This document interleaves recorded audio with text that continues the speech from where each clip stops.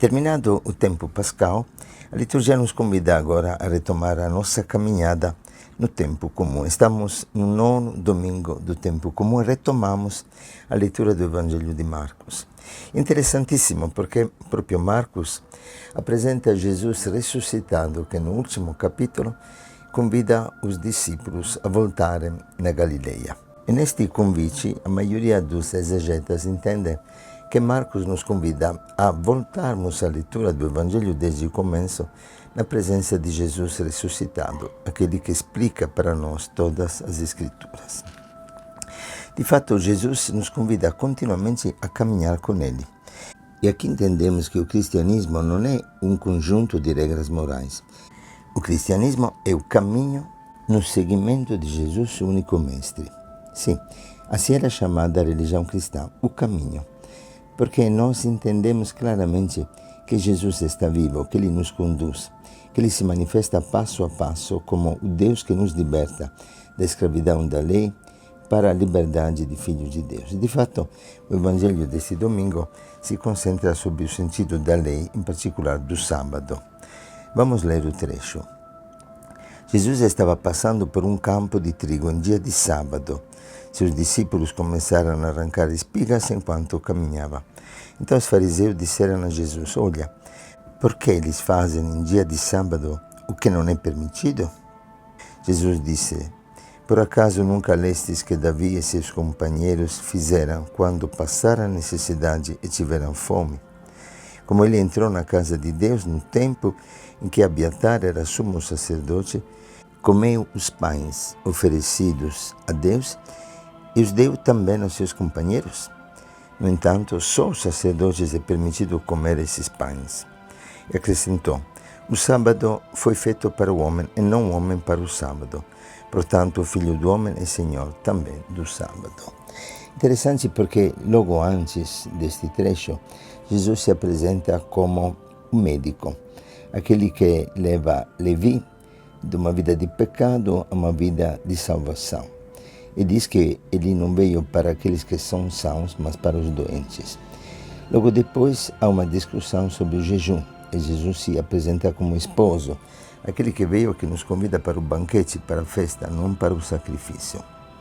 E aqui se apresenta como mestre, como verdadeiro legislador, aquele que dá o sentido mais profundo da lei. De fato, precisamos entender a verdadeira novidade do cristianismo. E o sentido é este: em todas as religiões é o homem que se sacrifica para Deus. Mas aqui nós encontramos o símbolo da Eucaristia, nas espigas arrancadas e sobretudo nos pães que Davi comeu na casa de Deus.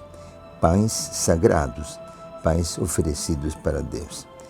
O cristianismo vê um Deus que se sacrifica para o homem. Não é pedido ao homem sacrificar-se para o Senhor como em todas as demais religiões. Apenas aqui, no cristianismo, nós vemos um Deus que se oferece para o homem.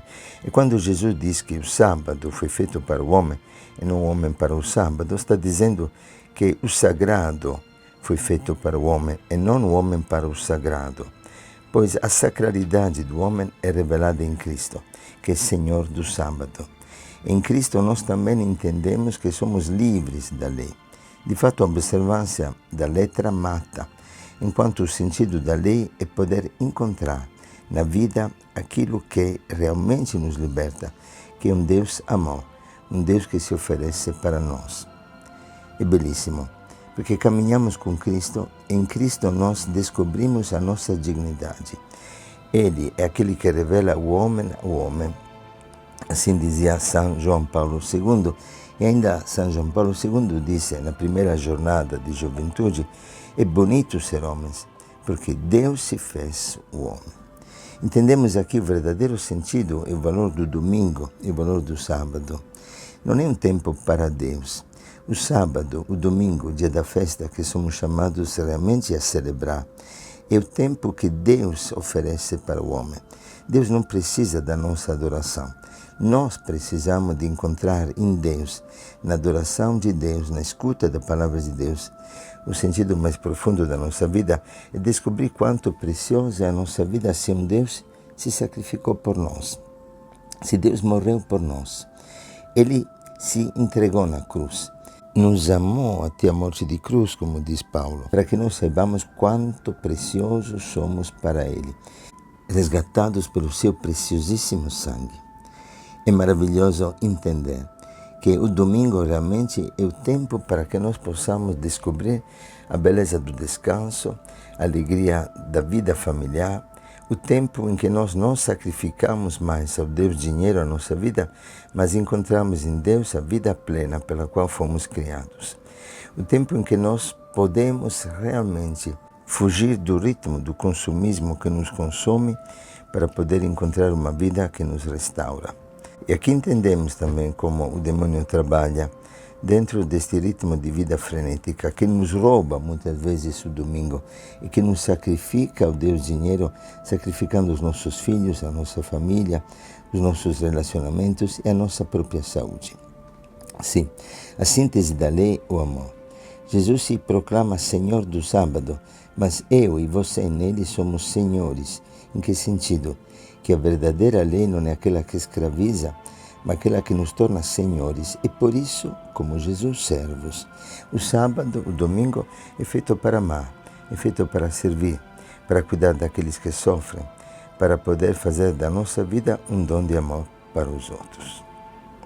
E aqui o Evangelho continua com uma segunda parte. Vamos ler esta segunda parte do Evangelho que trata da cura do homem com a mão atrofiada. Jesus entrou de novo na sinagoga. Havia ali um homem com a mão seca. Alguns observavam para ver se haveria de curar em dia de sábado, para poderem acusá-lo. Jesus disse ao homem da mão seca: levanta-te e fica aqui no meio. E perguntou-lhes: é permitido no sábado fazer o bem ou fazer o mal, salvar uma vida ou deixá-la morrer? Mas eles nada disseram.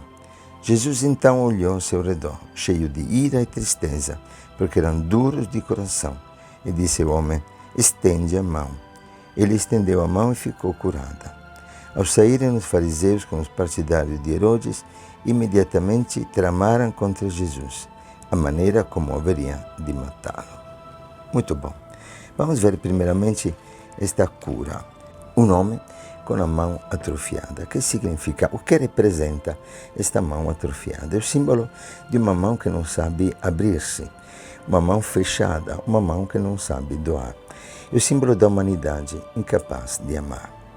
O símbolo do homem que quer ser Deus sem Deus, como Adão que queria ser Deus opondo-se a Deus. Um Deus que queria oferecer a Adão a sua dignidade de filho e a sua dignidade divina. E de fato somos chamados por Deus a sermos perfeitos como o Pai, como lemos no Evangelho de Mateus, ou como lemos em Lucas, no capítulo 6, 36.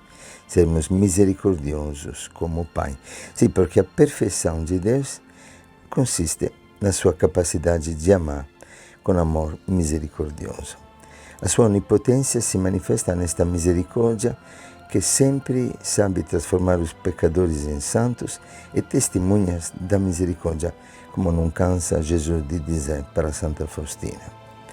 Interessante que na África tem pessoas, várias pessoas com a mão seca, e acontece isso porque foram mordidas por serpentes. Serpentes que muitas vezes matariam nós, que não nascemos na África, mas que na África acabam atrofiando a mão das pessoas. Nós também somos mordidos pela serpente da avareza, pela serpente da ambição, pela serpente da vaidade, pela serpente da posse, das mágoas, dos ressentimentos, que acabam atrofiando a nossa mão, fechando a nossa mão, tornando incapaz de dar e de amar. E de fato a vida divina não se rouba, foi oferecida por Deus, por Cristo Jesus na sua cruz. É pela cruz de Cristo que somos novamente filhos e não mais escravos. É pela cruz de Cristo que o Espírito clama em nós, Abba, Pai. E podemos então abrir a nossa mão para receber toda a graça, todo o poder. Ao ponto que Jesus dirá: vós sois deuses. Sim, somos realmente feitos, criados à imagem de Deus. E precisamos simplesmente abrir a mão para receber esta graça e não roubá-la como se Deus fosse nosso inimigo que quer nos dominar. E aqui realmente entender que esta mão aberta é uma mão que louva, que agradece. E celebramos a Eucaristia, mais uma vez um símbolo eucarístico. O louvor, a capacidade de adorar e de dar graças a Deus, que nos torna verdadeiramente filhos de Deus, que nos ressuscita das mortes que a sociedade e que o pecado da nossa vida acabam gerando em nossa existência mortal. E por isso esta palavra fantástica, quando Jesus chama o homem com a mão seca, diz levanta-te. O verbo que é usado aqui, que é utilizado por Marcos, é o mesmo verbo que se utiliza para dizer acorda. É o termo usado para a ressurreição de Cristo. Cristo nos ressuscita. Quando nós abrimos a mão, nós expressamos neste gesto a capacidade de amar. Quem ama, como lemos na primeira carta de João, capítulo 3, 14, passa da morte para a vida. Jesus nos acolhe. E o gesto de colocar este homem no meio de todo mundo significa que Jesus sempre nos acolhe com a nossa miséria, com os nossos pecados, nos acolhe como somos. Não precisamos nos esconder da sua misericórdia, mas acolher a sua misericórdia que nos restaura como filhos feitos à imagem do Pai. E o que expressa o Evangelho quando nos fala destes fariseus que Jesus olha ao seu redor cheio de tristeza e de ira, porque eram duros de coração. Ele mostra a verdadeira doença do homem. Não é apenas o homem com a mão seca, atrofiada, mas este povo com o coração endurecido, esclerocardia, assim em grego se expressa este termo, um coração de pedra, um coração endurecido e não compadecido, um coração acusador e não adorador. E Jesus expressa na ira todo o seu sofrimento a respeito do pecado. Perante a falta de amor para os irmãos, o Senhor fica irado, e a tristeza, a sua compaixão para os próprios fariseus que não entendem. Deus rejeita o pecado, mas se compadece do pecador. E mais uma vez entendemos que seremos julgados pelo amor. Não posso amar a Deus que não vejo se não amo o irmão que vejo, como diz São João na primeira carta. Eu preciso compreender que não serei julgado pela perfeição de uma obediência à letra da lei, mas exatamente para vivermos o amor, que é a própria alma da lei. Interessante é que as pessoas que se acham justas, como aconteceu para São Paulo antes da conversão, matam e perseguem, acusam e condenam. Mas quem se sente pecador, perdoa e se compadece. Eles julgam, condenam, não se compadecem e não doam misericórdia. Pelo contrário, condenam Jesus à morte. É fortíssimo, porque lendo este Evangelho, Jesus quer curar exatamente o nosso coração, para que se torne um coração compassivo, um coração generoso.